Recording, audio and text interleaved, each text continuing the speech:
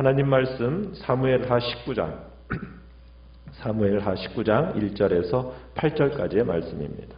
사무엘하 19장 1절에서 8절입니다.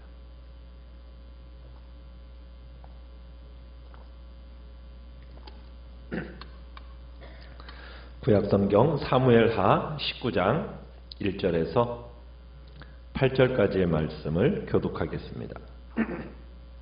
19장 1절입니다. 어떤 사람이 요압에게 아뢰되 왕이 압살롬을 위하여 울며 슬퍼하시나이다 하니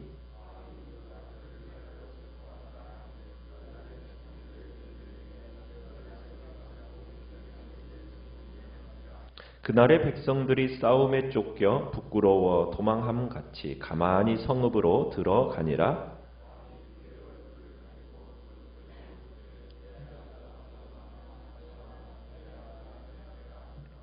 요압이 집에 들어가서 왕께 말씀드리되 왕께서 오늘 왕의 생명과 왕의 자녀의 생명과 처첩과 비빈들의 생명을 구원한 모든 부하들의 얼굴을 부끄럽게 하시니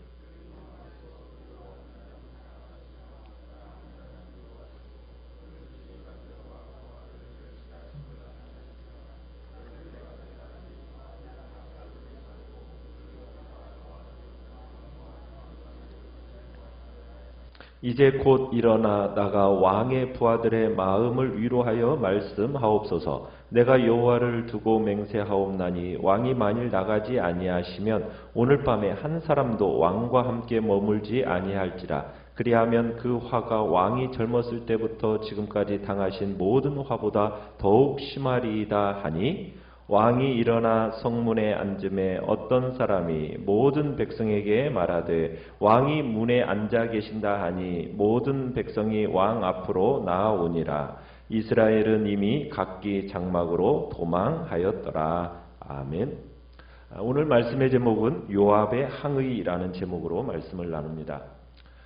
다윗은 아들 압살롬이 일으킨 반란으로 인해서 큰 고초를 겪었습니다. 그러나 이제 압살롬의 군대는 진압이 되어졌고 모든 상황이 평정되었어요. 다윗의 신하들은 이제 압살롬과의 전쟁에서 이겼기 때문에 이제 기뻤습니다. 그들은 어떻게 보면 이스라엘의 사활이 달려있는 그 중요한 전쟁에서 승리했고 이제 이스라엘을 되찾게 되었기 때문에 너무나도 기뻐하고 있었어요. 어쩌면 자기들의 이 전쟁에서의 수고한 것에 대한 상이나 훈장을 받을지도 모른다라는 그런 생각을 하고 있었겠죠. 이 사람들은 어떻게 보면 모두 다가 다윗이 가장 힘든 시기에 그 위기로부터 다윗을 건져줬고 또 이스라엘을 끝까지 지킨 사람들이었습니다. 이제 예루살렘으로 돌아갈 일만 남은 거예요. 이제 다윗이 예루살렘으로 들어가는 일만 남았어요. 그런데 이 사건의 관심이 지금 어디로 흘러가고 있느냐면 전쟁의 승패가 아니라 다윗 왕이 반역한 이 아들 압살롬을 아끼고 그의 죽음을 슬퍼하는 것으로 이 지금 방향이 흘러가고 있음을 기록하고 있어요. 아들 압살롬을 잃어버린 아버지 다윗의 비통함, 슬픔, 이것을 지금 다윗의 말로 직접 인용하면서 두 번이나 표현을 하고 있는데 18장 33절을 같이 한번 읽어볼까요? 18장 33절 시작. 왕의 마음이 심히 아파 문 위층으로 올라가서 우니라. 그가 올라갈 때에 말하기를 내 아들 압살롬아 내 아들 압살롬아 차라리 내가 너를 대신하여 죽었다면 압살롬 내 아들아 하였더라. 또 비슷한 표현이 4절 19장 4절 같이 한번 읽어보겠습니다. 시작. 왕이 그의 얼굴을 가리고 큰 소리로 부르되 내 아들 압살롬아 압살롬아 내 아들아 하니 지금 어떻게 보면 두 번이나 다 같이 이렇게 강력하고 격렬하게 지금 표현하고 있어요. 어떻게 보면 역사상 가장 애처롭고 가슴을 찢는 듯한 통곡 가운데 이 하나의 표현을 하고 있는 겁니다. 지금 눈물을 머금고 정말 금할 수 없는 그런 애절한 다윗 왕의 안타까움, 아들을 향한 사랑, 이걸 지금 표현하고 있는 거예요. 그러다 보니 이 다윗이 머물고 있던 성의 분위기는 어땠겠습니까? 장례식 분위기가 돼버린 거예요. 다윗을 위해서 생명을 내놓고 죽도록 싸워서 승리를 가져온 군사들은 마치 죄인이 된 것처럼 마음이 무거워져 버린 겁니다. 왕이 자신의 아들 압살롬의 죽음을 비통해한다는 말이 압살롬이 죽고 전쟁이 그친 그날에 다윗 진영의 백성들에게 들려지니까 이제 그날의 승리가 2절에 보면 어떻게 되었다고 얘기하고 있습니까? 모든 백성에게 뭐가 되었다? 슬픔이 되었다. 이렇게 표현을 하고 있어요. 그러니까 생명 걸고 정말 싸워가지고 승리한 군인들이 어떻게 보면은 승전가를 부르면서 개선문을 통해 성에 입성해야 되는데 그렇게 되는 것이 아니라 3절에 가보면 어떻게 지금 성 안으로 들어갔다고 얘기하고 있습니까? 마치 싸움터에서 도망쳐 나올 때 부끄러워가지고 빠져나가는 것처럼 슬며시 성 안으로 들어갔다라고 얘기를 하고 있어요. 자, 이런 상황 속에서 누가 제일 더 당혹스러웠냐면 압살롬을 죽인 지휘관 요압이 가장 당혹스러웠습니다.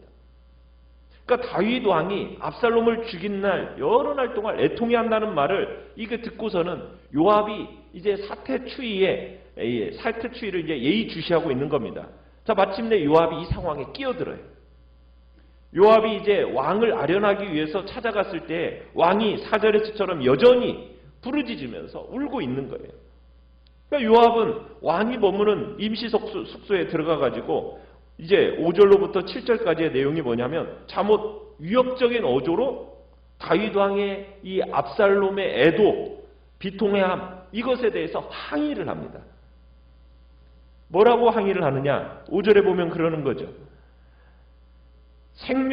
그러니까 압살롬의 죽음에 대해서 지금 왕이 이렇게 과도하게 애통해하고 비통해하는 것은 자신을 포함해가지고 지금 왕의 생명과 왕의 자녀의 생명과 처첩과 비빈들의 생명을 구원한 모든 부하들을 부끄럽게 하는 일입니다. 그러면서 강력하게 주지를 시키는 겁니다. 그러니까 요압은 너무 과도하게 압살롬의 죽음에 대해서 집착하고 그 죽음에 대해서 애통해하는 이 표현은 왕 자신이 지금 왕을 미워하는 자는 사랑하고 왕을 사랑하는 자는 미워하는 해괴한 일을 하고 있다라고 지금 일깨우고 있는 겁니다. 그래서 이제 뭐라고 얘기하고 있어요? 지금 이제 6절에 보면은 오늘 지휘관들과 부하들을 멸시하는 겁니다. 오늘 내가 깨달으니까 만약 압살롬이 살고 오늘 우리들이 다 죽었다면 왕이 마땅히 여기실 뻔했습니다. 이렇게 표현을 하는 겁니다. 그러면서 6절에서 그러는 거예요. 왕은 자신과 충신들이 압살롬의 손에 죽었더라면 더 기뻐하겠습니까? 라는 어떤 강한 수사법으로 다윗 왕으로 하여금 지금 냉정한 현실 인식을 하더라고 회복해내라고 지금 압박을 하고 있는 겁니다.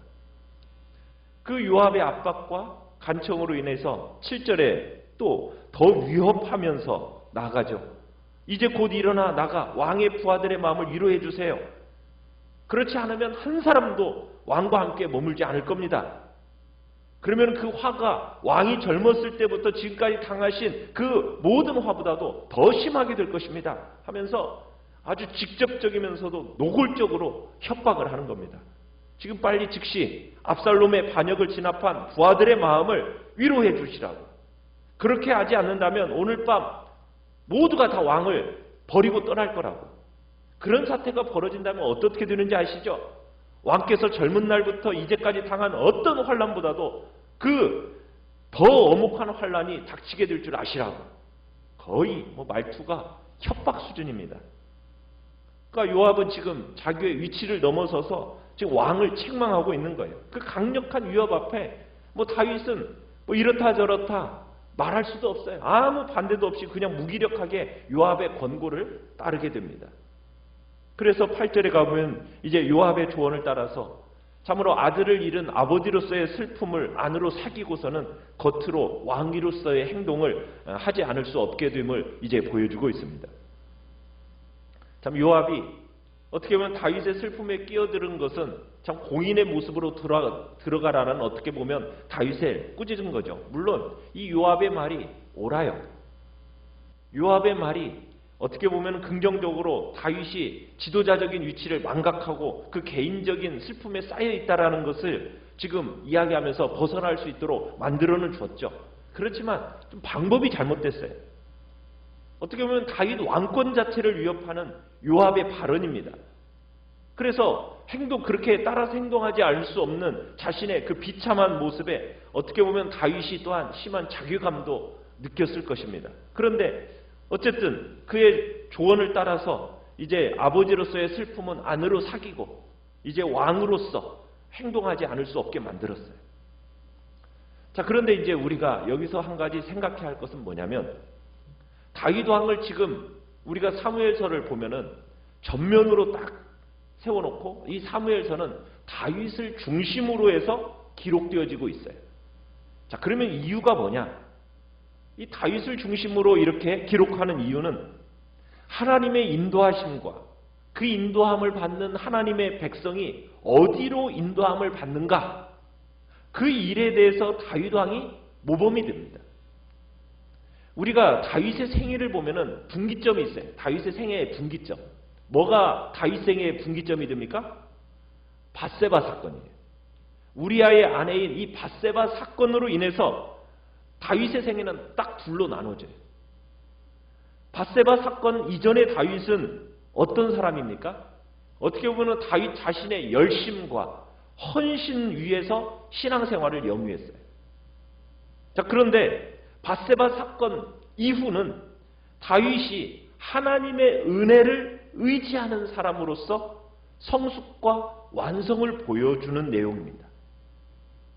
그러니까 다윗의 인생의 후반부는 다윗의 어떻게 보면 신앙의 성숙과 하나님의 인도하심에 대한 내용을 확인시켜주는 장면이라고 여러분들이 보시면 돼요. 자, 그래서 오늘 우리가 보게 되는 압살롬을 향한 이 다윗의 슬픔, 안타까움, 이 속에서 다윗의 신앙의 성숙과 인도하심, 하나님의 인도하심이 이 속에 드러나고 있다는 거예요. 그러니까 지금 다윗에 나타나고 있는 이 모습이 바로 하나님이 우리를 인도하시는 신앙의 궁극적인 모습이라는 것을 여러분이 기억하시길 바라요. 우리를 인도하시는 우리를 인도하시는 신앙의 궁극적인 모습은 어떤 모습을 주님은 원하실까요? 아버지의 사랑과 아버지의 긍휼의 마음입니다. 그러니까 오늘 본문에서 드러나는 이 다윗의 모습은요, 하나님 아버지의 어떠하심을 드러내주는 장면이라는 거예요. 전쟁에 나아가는 장수들을 향해서 다윗이 압살롬을 어떻게 대해달라고 그랬어요? 너그러이 대해달라고 명령을 했어요. 그러더니 압살롬이 죽으니까 어떤 마음으로 이제 나아갑니까? 내 아들 압살롬아, 압살롬아, 내 아들아, 내 아들아 하면서 애끓는 비탄의 마음, 이 비탄의 마음으로 나아가는 걸 보게 돼요. 이건요, 그냥 감상에서 나온 그런 마음이 아닙니다. 다윗이 이런 마음, 이런 애끓는 애통의 마음을 가지게 된 것은 다윗이 내가 누구고 하나님이 어떤 분이신가, 이것을 다시 깊이 깨달은 데서부터 나온 말이었다라는 거예요. 다윗은 자신이 하나님 앞에서 얼마나 커다란 죄인인지, 그리고 하나님은 살아계신다라는 이런 데서부터 흘러나온 말이 바로 이 애끓는 비탄의 마음이라는 거예요. 그래서 다윗이 자기 자신을 되찾고 하나님을 되찾은 그 마음 속에서 압살롬을 다시 되찾게 되었던 거예요. 사랑할 수 있게 되었던 거예요. 그러면서 그 압살롬을 향한 그 사람을 베푸는 이 행위는 다윗의 생애에 있어서 가장 장엄한 일들 중에 하나입니다. 다윗이 그의 마음 속에 다시 회복이 된 거예요. 무엇이 회복이 되었습니까? 아버지의 마음이 회복이 된 거예요. 하나님 아버지의 마음. 하나님은 어떤 분이신가?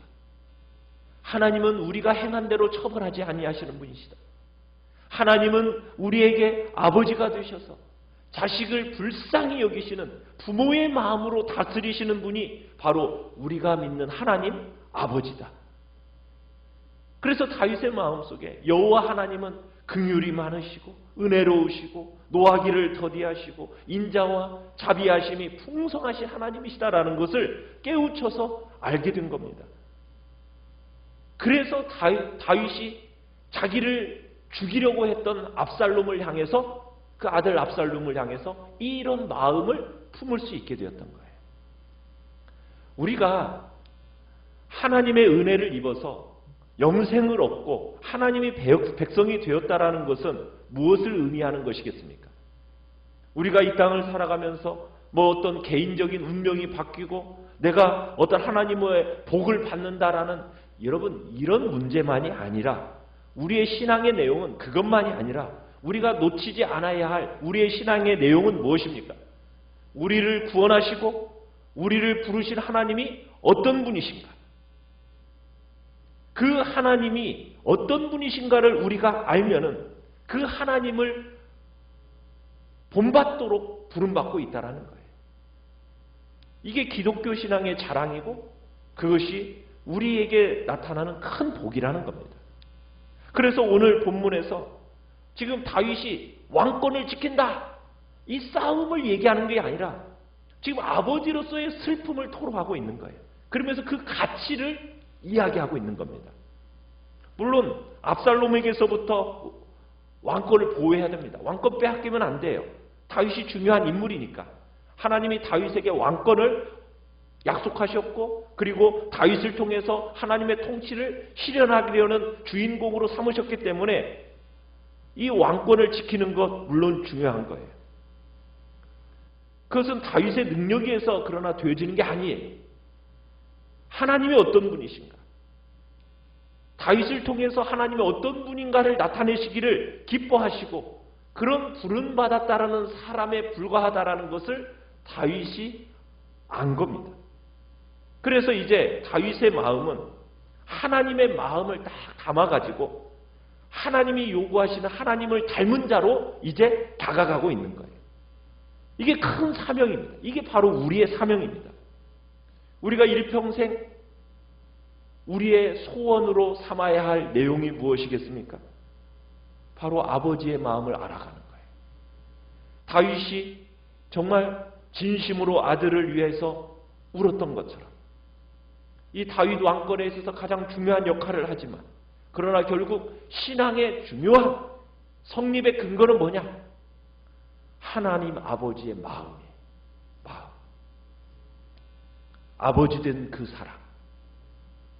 하나님의 그 공의와 공평함보다도 우선하는 하나님의 긍휼과 자비와 그의 분의 사랑. 이게 우리가 가져야 할 신앙이라는 것을 우리에게 지금 보여주고 있는 겁니다. 18장 33절에 다시 한번 보시면은 왕의 마음이 심히 아파가지고 문위층으로 올라가서 우는데 그가 말할 때 뭐라고 말하냐? 내 아들 압살롬아, 내 아들 압살롬아, 차라리 내가 너를 대신하여 죽었다면, 여러분 여기서 내가 너를 대신하여 죽었다면, 여러분 이 다윗의 마음을 실천하신 분이 계세요. 누가 실천했습니까? 내가 너를 대신하여 죽었다면. 우리를 대신해서 누가 죽으셨죠? 성자 하나님이 대신해서 죽으셨어요.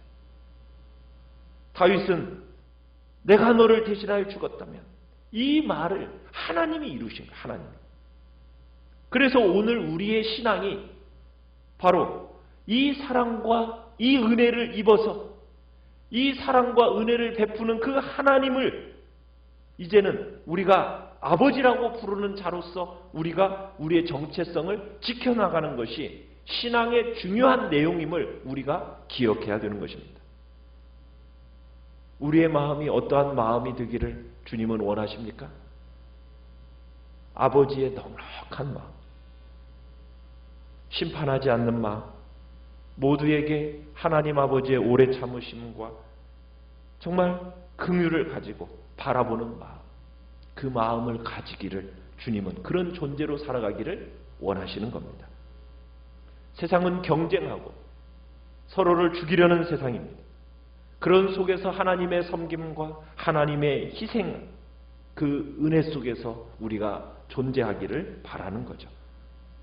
어떻게 보면은 약육강식과 같고 적자생존과 같은 이 죄악된 세상에서 하나님의 은혜와 사랑과 긍휼과 나눔과 희생을 베풀며 살아가는 그런 존재로서 하나님의 통치를 구해내는 자가 되기를 주님은 바라고 계시는 겁니다.